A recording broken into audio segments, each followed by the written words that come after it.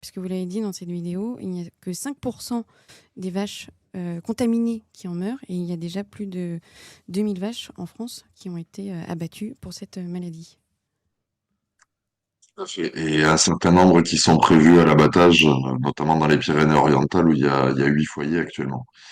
Alors, ben, pour vous expliquer, donc effectivement, c'est une maladie, et donc on va prendre les chiffres de l'OMSA, c'est-à-dire l'Organisation mondiale de la santé animale, donc plus officiel, il n'y a pas quoi qu'on pense de l'OMS. Au niveau de la mortalité, c'est quand je dis 5%, c'est pour donner le chiffre maximum, pour pas qu'on me reproche de baisser voilà, les chiffres. Mais d'après l'OMSA, c'est entre 1 et 5% de mortalité. Sauf qu'après, vous avez la morbidité. La morbidité, c'est le taux d'animaux qui tombent malades. Et là, on est entre 10 et 20%. Donc, pour simplifier les calculs à ceux, à ceux qui n'ont pas envie de les faire, si on prend les chiffres les plus hauts, c'est-à-dire 20% de morbidité, 5% de mortalité, ça fait une vache qui meurt pour 100 vaches. Donc, 100 vaches, en plus, c'est déjà un très gros cheptel.